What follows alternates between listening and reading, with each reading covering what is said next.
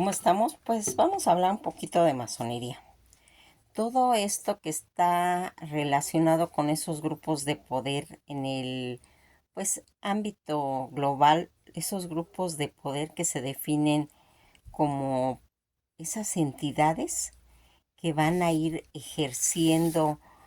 una influencia en esas tomas de decisiones relacionadas tanto con la política, la economía, un tanto formal o informal. Estos grupos pueden influir desde estados, instituciones internacionales, empresas multinacionales o organizaciones no gubernamentales, hasta grupos en cuestión de presión o en algunos casos grupos ilegales. Toda esta situación en la que nosotros vamos viendo qué hay detrás de ese grupo de poder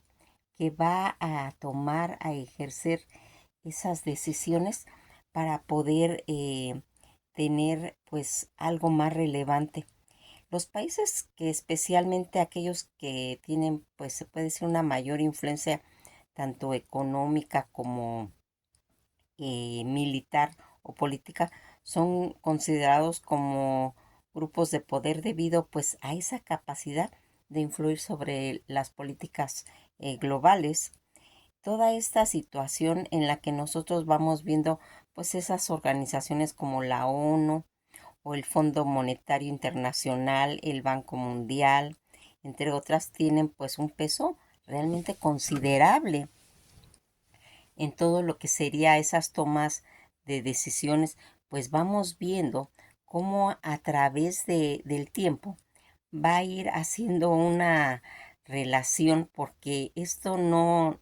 es de ahorita, viene de situaciones en las que ya desde 1692, cuando se empieza a ver lo del Código de Hammurabi, vamos viendo cómo va a tener ese peso. Fíjense en que el Código de Hammurabi, que es se puede decir un monumento jurídico y literario, de lo que sería la antigua Mesopotamia, que ha resistido el paso de los siglos como una de las primeras recopilaciones de las leyes reconocidas en la historia y que van a tener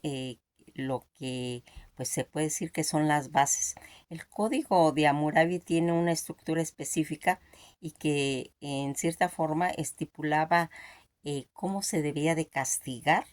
para cada transgresión a la ley. Los castigos descritos, que eran muy duros para los estándares modernos ahora, pues muchos implicaban la pena de muerte, la desfiguración y la filosofía del ojo por ojo, que es la ley del talión. Todas estas situaciones en las que nosotros vamos viendo cómo se va a ir haciendo y que va a llegar a tener esa relación con diferentes conceptos que van a ir relacionados eh, en lo que va a tener una proyección más adelante en el 2001, en el 2011, en el 2001, el día 11 de septiembre, donde se va a ir haciendo todo lo que es esta ley de acción patriótica, en la que va a ser una ley federal estadounidense ya más enfocada a las cosas actuales, promulgadas después de aquel 11 de septiembre del 2001, con el objeto principal, que era fortalecer la seguridad nacional y el mejoramiento de herramientas de investigación y de la fuerza de orden para combatir en ese momento lo que se consideraba como terrorismo. Las características principales de esta ley de acción patriótica, donde ampliaban la facultad de vigilancia, la ley que permite a las agencias gubernamentales como lo que sería el FBI, que accede a registros tanto electrónicos de los ciudadanos, de las empresas, así como información, instituciones financieras, y con el objetivo de pues ir investigando posibles actividades en lo que sería el terrorismo. Todos estos cambios de leyes de inmigración, la ley introdujo cambios en las leyes de inmigración, incluyendo la creación de un proceso de deportación más rápido para extranjeros involucrados en actividades de terrorismo. Toda esta situación que nosotros vamos viendo como a través de todo lo que venía haciendo esos gobiernos desde los sumerios, los egipcios y toda esta entrega de los dioses a un rey, el rey de Hammurabi, de estas leyes, de estos códigos, en los que va a tener ese control, un control en lo que se va a ir haciendo, pues conceptos que van a ir modificando pues el pensamiento de un país, de una región, para que vaya marcándose. Y aquí vamos a ir viendo ya situaciones pues ya más relacionadas con lo que sería pues todos ese poder y que va a tener pues se puede decir esa deidificación divina de lo que se va a empezar a introducir, lo que sería ya el dinero ya como un dios, como algo que estaba ya relacionado tanto la banca con la iglesia. Recordaremos cómo a través de la historia en la Biblia ya se comentaba toda esta situación de esos mercaderes que estaban en esa época y que tenían la finalidad pues de esos préstamos con intereses y que va a ir haciéndose que ya más adelante se haga esa separación tanto de la iglesia como de la banca. Esa deidificación divina del dinero que se refiere pues realmente a la idea de que el dinero o la riqueza en general es considerado o adorado como una divinidad, un objeto se puede decir como de culto o una fuente de poder espiritual. En otras palabras, pues se trata de una idolatría donde el dinero va a reemplazar y va a eclipsar al verdadero objeto de una adoración al Dios, que es lo que en realidad en la actualidad se maneja. En la Biblia, por ejemplo, destaca que el dinero es una prueba para la fe, revelando como si una persona confiara en Dios o en la riqueza material. Un artículo del pastor Rick menciona que aquellos que confían en sus riquezas se marchitan, mientras que los justos se remuevan con el follaje. El dinero puede ser una fuente tanto como una bendición si se usa pues correctamente, pero también puede convertirse en un obstáculo para la fe si se le da un lugar indebido a la vida de una persona. Pues la avaricia como idolatría al dinero es ese amor excesivo por el dinero, por la riqueza. Es vista como una formación de idolatría del dinero, como enfatizar a esa gente avara, a un desorden interior, tanto espiritual, donde ese deseo, pues, de poseer y ir acumulando riquezas, reemplaza la adoración al verdadero Dios. Este amor al dinero puede ser la raíz de toda clase de males y puede llevar a las personas a perder pues realmente el enfoque que se tiene y que realmente pues es la finalidad de llegar a ser una mejor persona. Toda esta situación en la que nosotros vamos viendo que a través de esta situación va a ir marcando pues todo ese cúmulo de conocimientos, pero atados, amarrados, en los que el dinero va a quitar esos conceptos de fe que vendrían siendo a través de la historia y manejando ya se van a empezar a introducir toda esa simbología masónica en la que vamos a ir viendo cómo se va a ir pues vinculando a través de cómo se va haciendo la fe, la iglesia, la banca que está haciendo, pues se van a empezar a introducir grupos pues que van a estar relacionados con ir pues teniendo en cierta forma un control. Fíjense en que aquí vamos a empezar a ir viendo cómo la masonería a través de los templarios, de la orden de los templarios, que va a ir marcando pues ciertas situaciones que son tan importantes, porque algo que aquí va a pues a resurgir con esta orden de templarios, que eran catalogados como una orden de los pobres compañeros de Cristo del Templo de Salomón, también llamada la Orden de los Templos, cuyos miembros eran conocidos pues a través de eso. La Orden Templaria, que fue fundada en 1118 por 9 caballeros franceses liderados por Hugo de Plans, tras la Primera Cruzada, su propósito, se puede decir, original era proteger la vida de los cristianos en aquel peregrinaje que iban a Jerusalén tras su conquista,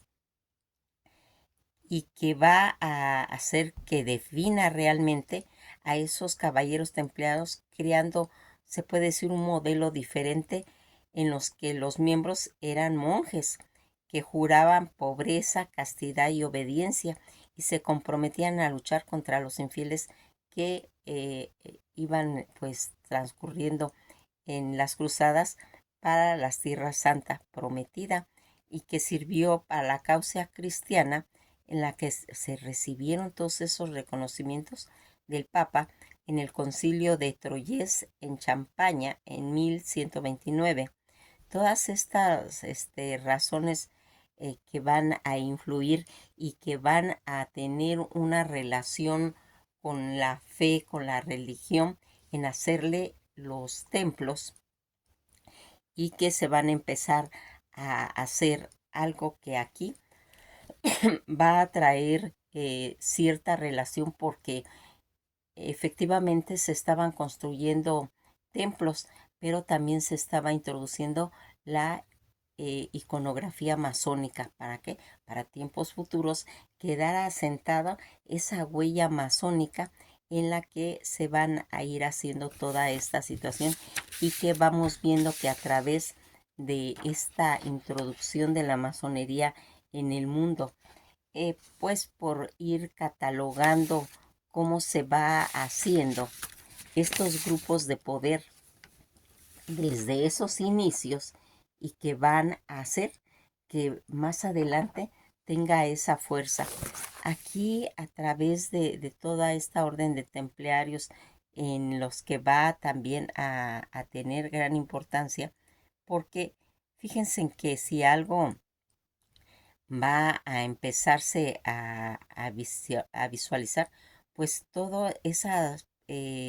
situaciones en las que nosotros vamos viendo cómo el dinero se va haciendo tan importante para ellos, y lo vemos, por ejemplo, en el Vaticano, donde está el Banco Ambrosiano, que era un banco italiano fundado en 1896 y que se derrumbó estrepitosamente en 1982. Toda esta situación en la que nosotros vamos viendo que estos bancos, Ambrosía, pues definitivamente podemos entender como un término, como una bebida que es el alimento de los dioses, y que va a traer toda esta situación. Es algo que se puede decir que este banco ambrosiano, que va a tener pues uno de su presidente, Roberto Cavi, el presidente del Instituto para las Obras de la Religión, y por lo tanto un accionista mayorista en los bancos católicos del Veneto,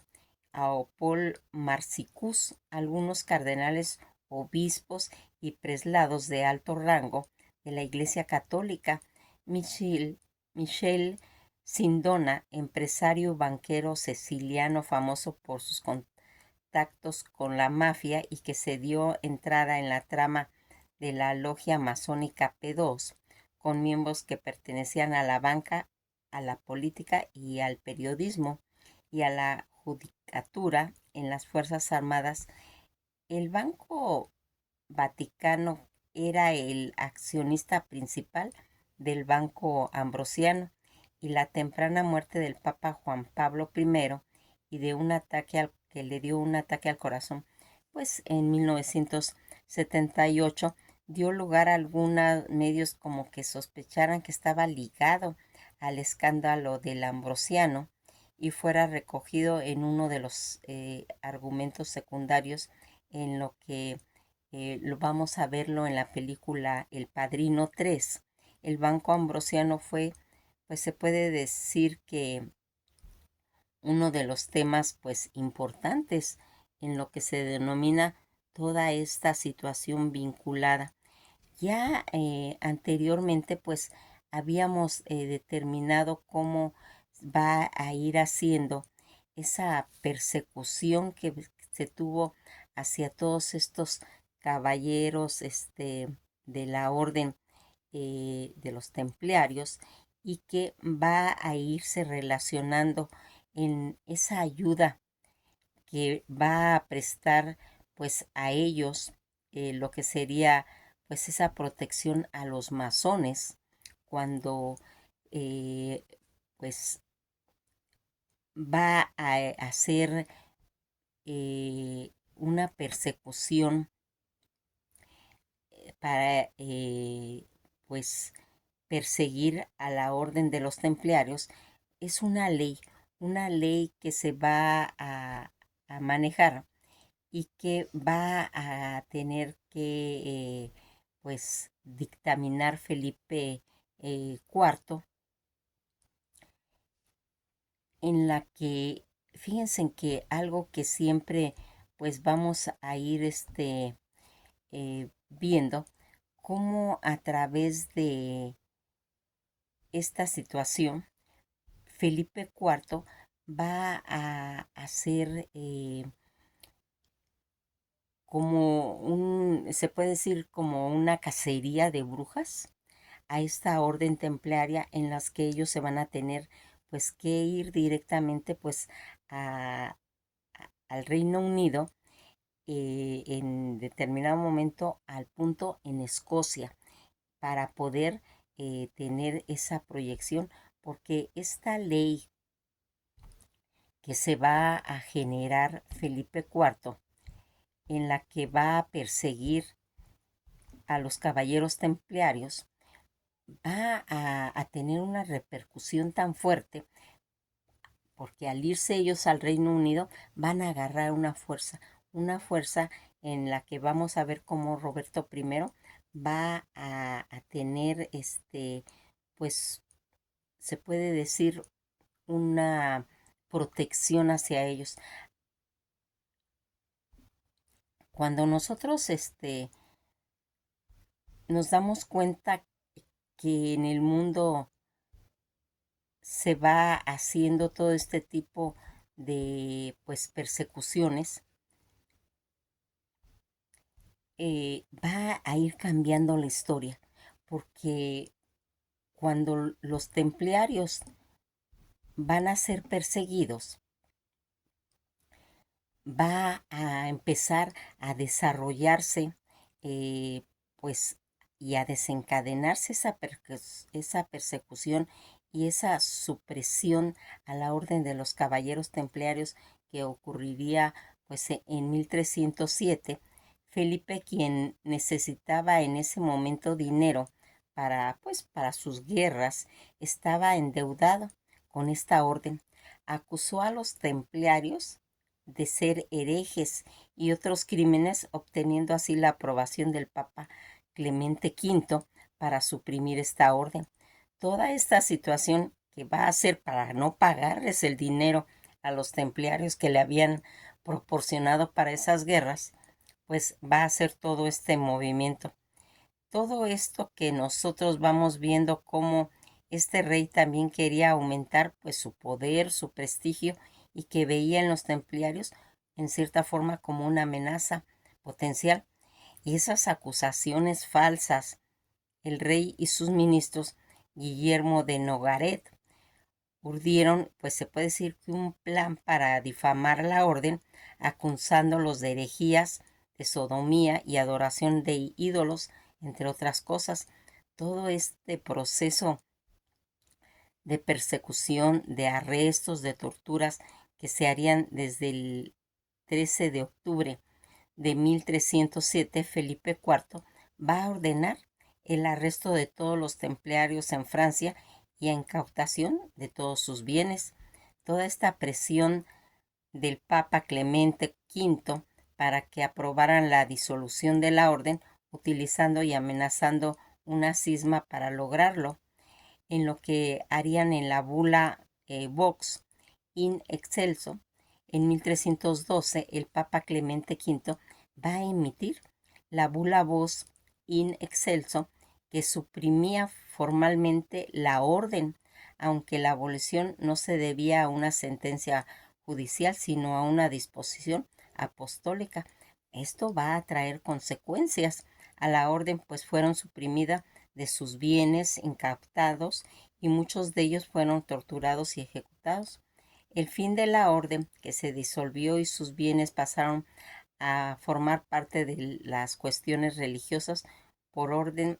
del hospital. La ley del viernes 13, fecha que se inicia la persecución el 13 de octubre de 1307, quedó asociada con la mala suerte, dando pues así origen a la leyenda del viernes 13.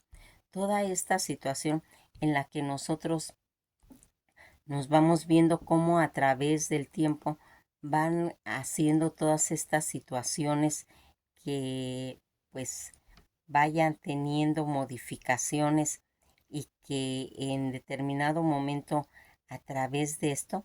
se va a ir esta orden, se va a tener que emigrar a Escocia, al Reino Unido, y que aquí va a tener, pues se puede decir, una ayuda en la que Roberto I va a ayudar, los va a ayudar y va a dar lugar a situaciones en la que pues va a tener una repercusión, que también después más adelante van a tener que emigrar a lo que sería ya la Fundación Anglosajona de Estados Unidos, donde van a ir determinando pues toda esa cultura masónica, y la que va a dar pues en cierta forma una relevancia a lo que sería el futuro de Estados Unidos. La Fundación de Estados Unidos Americana, que derrama pues toda esa simbología masónica, y que habían grupos de poder que estaban controlando esta situación, en lo que se va a ir controlando la economía, la industria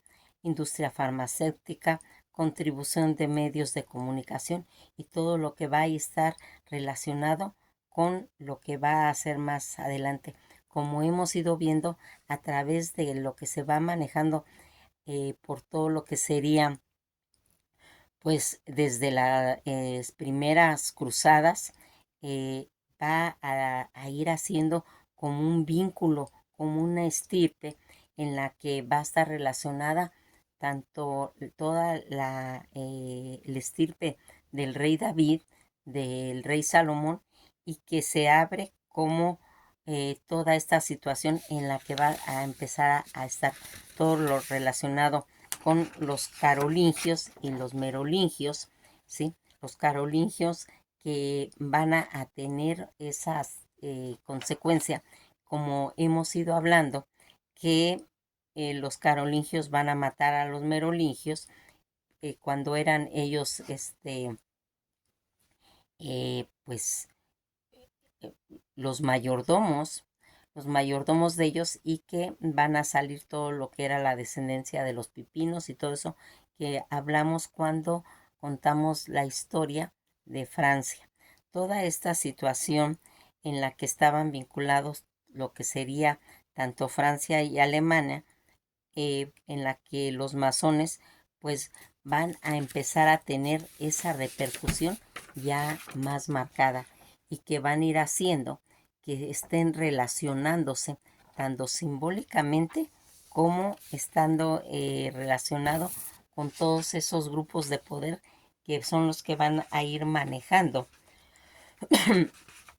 y que van a tener esa relación. Los masones, en su simbolismo, que va a ir acarreando pues toda esta situación que veníamos arrastrando desde los sumerios, desde los babilónicos, y que van a ir haciendo pues que se vayan uniendo. Algo que aquí vamos a ir viendo cómo se va a ir creando todo ese simbolismo, cómo a través del tiempo va a empezar a hacer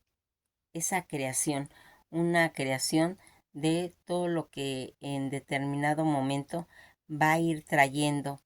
y en cierta forma vamos a ir viendo cómo la masonería, a través, ya hemos estudiado lo que es el simbolismo de la letra G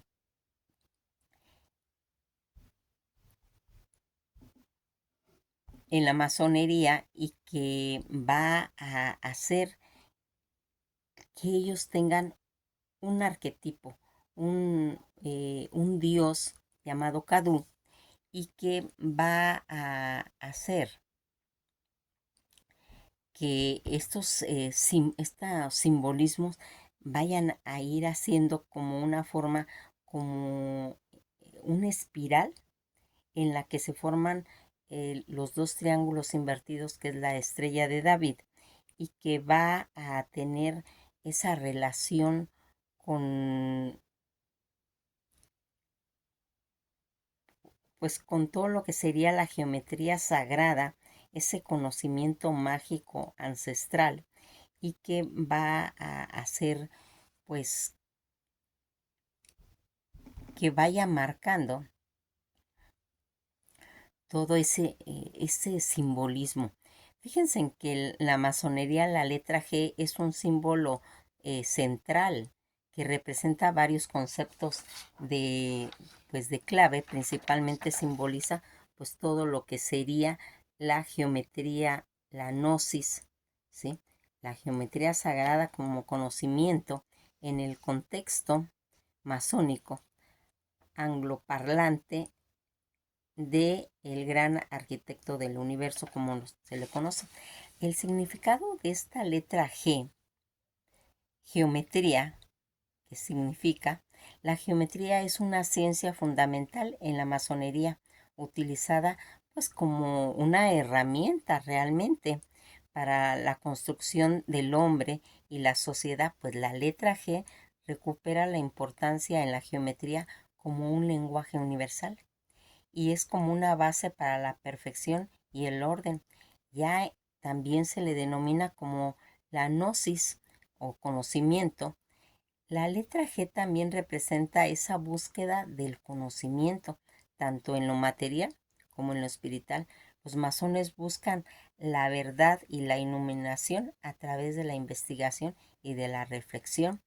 Dios, el gran arquitecto del universo, en el contexto masónico angloparlante, la G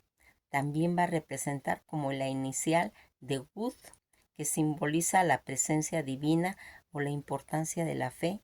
y la moral y en los conceptos morales. Otro de los significados de la letra G también puede representar un concepto como generación, como gravitación, genio o gloria. La letra G en la masonería se encuentra en el centro del simbolismo de la escuadra y el compás, para que nosotros vayamos conociendo toda esta simbología y qué es lo que va haciendo. Se puede ver también en los mandiles de los masones o en otros objetos de los rituales. La letra G se menciona en las tablas de trazados, como se explica su significado a los nuevos masones. En resumen, la letra G en la masonería es un símbolo multifacético que va a ir representando tanto la geometría, el conocimiento, la divinidad y otros conceptos fundamentales para la orden. Es se puede decir, un recordatorio para aquellos que busquen una constante iluminación espiritual y esa conexión entre el hombre y el universo. Toda esta situación en la que nosotros vamos a irnos, pues se puede decir que identificando en lo que va a ir marcando, pues toda esa, se puede decir, geometría, pues sagrada, lo vamos a encontrar también en la geometría de la razón, eh, pues áurea, y que va a marcar algo tan importante como lo que va a ir haciendo, algo que hemos querido ir viendo. Esta ración aura va a ir marcando ese número mágico, ese número áureo, también llamado número de oro, número de Dios y razón extrema y medida. Tanto la razón dorada, la media áurea, proporción áurea que nosotros siempre hemos platicado, y que va a ir representando tanto lo irracional, representado por la letra griega pi, y el minúsculo pi, que en mayúscula va a ir haciendo que tenga esta trayección. Fíjense en que este número se trata de un número algebraico irracional. La representación decimal es infinita y no tiene periodos, que posee muchas propiedades interesantes y que fue pues descubierto desde la antigüedad como una expresión aritmética, sino como una relación o una proporción entre dos segmentos de una recta. Es decir, la construcción geométrica, esta proporción se encuentra tanto en algunas figuras geométricas como en la naturaleza y en la nervadura de las hojas, por ejemplo, de alguno de los árboles, en el grosor de las ramas, en el caparazón de un caracol o en el frúsculo de los girasoles. Una de las propiedades aritméticas más curiosas en lo que va a ir haciendo, asimismo se le atribuye un carácter estético a los objetos cuya medida guarda esa proporción aura, e incluso creen que se posee una importancia, pues en realidad en una forma mística que a lo largo de la historia se le ha atribuido en los diseños de diversas obras, tanto en la arquitectura o en otras artes, y que han sido en estos casos a cuestionarse el estudio tanto en las matemáticas como en el arte. Fíjense en que toda esta situación en la que nosotros hemos ido viendo cómo todos estos grupos de poder, que más adelante vamos a ir agrandando, porque aquí pues vamos a ir viendo cómo a través de todos estos grupos masónicos se van a ir haciendo hasta la actualidad, cómo vamos viendo pues a ciertos personajes como Rockefeller, que a veces no sale en periódicos, no sale en noticias, no sale en revistas famosas, pero que atrás de ello se va a manejar toda esta situación. Vamos a ir hablando pues poco a poco de todos estos, para ir viendo cómo a través de toda esta arquitectura, toda esta ingeniería de poder, en la que vamos a ir viendo cómo grandes empresarios que tienen cierto vínculo con la masonería, y que va a estar relacionado inclusive pues la Universidad de Yale o la de la Universidad de Scotia y que va a tener algo. Fíjense en que, por ejemplo, Rockefeller, en uno de sus edificios, antes estaba una logia masónica en Nueva York con el nombre de 666, pero pues en nuevas informaciones se dicen que ya la cambiaron de lugar y que, como aquí hemos comentado, tanto la Universidad de Yale como el Scotland Book, vamos viendo que se va haciendo esa relación donde han salido presidentes, donde han salido gente relacionada con grandes empresarios y que van viendo que a través de todas estas organizaciones siempre va a ir marcando quiénes son los que gobiernan atrás de todo este poder, porque son personajes que aparentemente podríamos decir los oímos mencionar actualmente, pero no, como ya nos dimos cuenta, viene de años atrás, de todo una arquitectura, de todo un tejido de ingeniería política y que se va viendo cómo a través de esos personajes van haciendo los que realmente gobiernan atrás de toda esta situación en el mundo. Nos quedamos hasta aquí, pues que pasen un buen día y nos veremos en el próximo video.